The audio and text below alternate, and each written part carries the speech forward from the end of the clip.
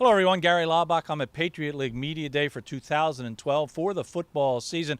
And a reminder, preseason central begins on the Lafayette Sports Network and on GoLeopards.com August 9th. So August 9th, preseason central on GoLeopards.com. You know who I'm with. That's why I introduced myself. I don't have to introduce Frank Tavani. Back for another season, Coach. But obviously your summer has probably been a little bit unique because with scholarships looming around the corner, I'm sure things are a little bit different right now for you. Well, there's no doubt about it, Gary. It's certainly changed the recruiting calendar for us. I'm much more heavily involved now in the summer than ever before. I'm probably doing things more like, it seems like December than, the summertime. But that's how things have changed.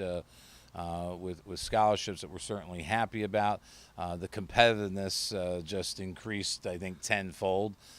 Sure, you're going to offer scholarship, but the kids probably got 10 other ones as well. So the process is certainly different.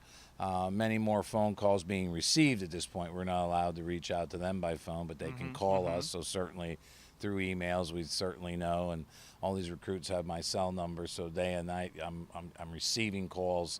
From recruits, particularly ones, that we've been able to make some offers to, and others. And we've had these prospect camps. We've had 4 of them. We've got 2 more coming up on August 3rd and 4th. And at that point, we'll have probably had close to 400 kids in just at our prospect camps alone. And I can tell you, Gary, it's a different caliber athlete, and in a lot of cases, even stronger students. So we now have kids that, are looking at us instead of Harvard because of the cost factor involved, and that's never happened before. So that's a good indicator of the types of student athletes that are now available to us. The biggest change is really we're back recruiting Middle America now, and we were not able to do that. You either had to find kids that came from well-to-do families that can afford to pay majority or all the money, or kids that came from nothing and qualify. That whole in-between blue-collar, middle-class America kid really having fun being back involved with those young men. And I know one of the goals of the Patriot League was to academically not change things very much, keep that great academic student, to be able to compete with the Ivy Leagues. And it appears from what you're saying that that's happening.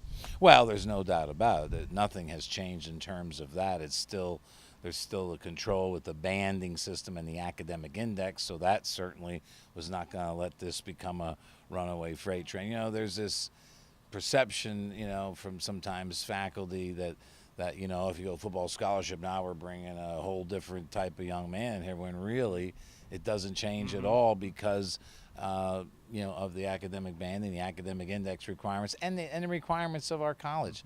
And I think we've brought tremendous young men in here, and have proven themselves in the classroom as well as on the field. And that's what I think is great about college football in Division I. What we're doing in the Patriot League and what the Ivy League does is still what college football should be about.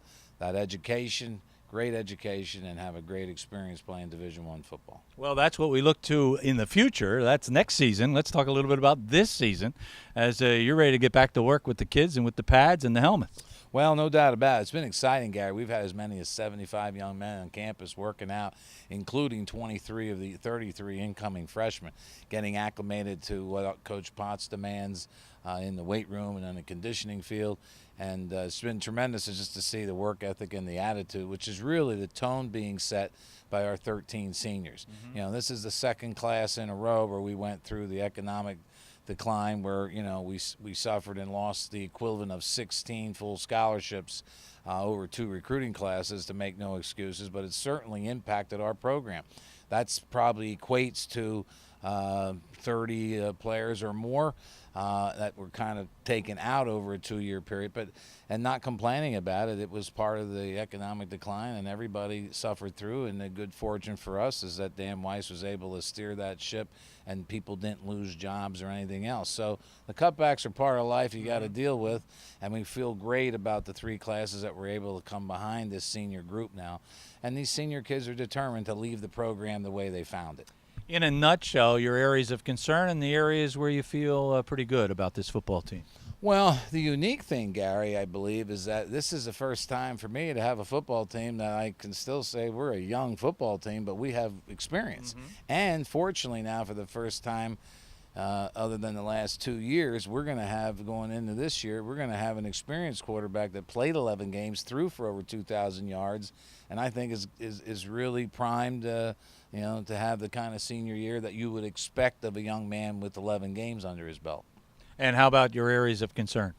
Well, certainly the linebacking core is still the most inexperienced at this point, but I really think, and what I'm seeing, I'm feeling a lot better than I even thought, and I think those young men feel they've got something to prove, because everybody's saying it's the weak position or the most inexperienced. We've got an experienced defensive line, I think as strong a front four as we've put out there, and I think the secondary as well is as strong as a group we put out there. Now you put that together with 3 experienced starting offensive linemen with a couple guys that got some time. Strong at the tight end spot. I feel good about the quarterback, the running back situation with Sherman and those guys back there. Mark Ross at the receiving spot. You just feel, I think we're a little better than the perception, but we certainly were ranked maybe even a step higher than we deserve based on the past 2 years. Well, I was going to talk a little bit about that. Obviously not ranked real high, but you know what? This league, over the last 15 years that I've been around, it just gets better and better and better. The caliber of football gets better, as evidenced last year when the league gets itself prominently into the national championship picture. Well, no doubt about it. And I think over the next 3 to 4 years, you're going to see the league even get stronger, because we're going to be putting better players out there. There's no secret about that. It's going to take some time. You're not going to see it overnight. Mm-hmm. These kids, scholarship or not, they're still coming in as freshmen, and they're not all that much more ready to play than other inexperienced people. But over the 4-year cycle of putting 60 scholarship players on a team, plus another group of players as well, you're going to see squad sizes decrease, which I think that was all part of cost containment, which is fine. The days of having 105 guys in your roster or bringing 98 to camp are certainly over. Next year you'll be allowed to bring 95, play no JV. Then it'll go down to 92 and eventually down to a team roster size of 90. But given the factors as we know it today, I don't see us coming anywhere near 90 players on a roster down the road. So that will involve some changes as well in terms of how you practice and keeping people healthy. Sounds like the juices are still flowing for you. I still got it going on. Well, we got it going on, too. We'll see Coach Tavani every week on the Lafayette Sports Network. Thanks to Coach. We'll be talking to some of the players very shortly.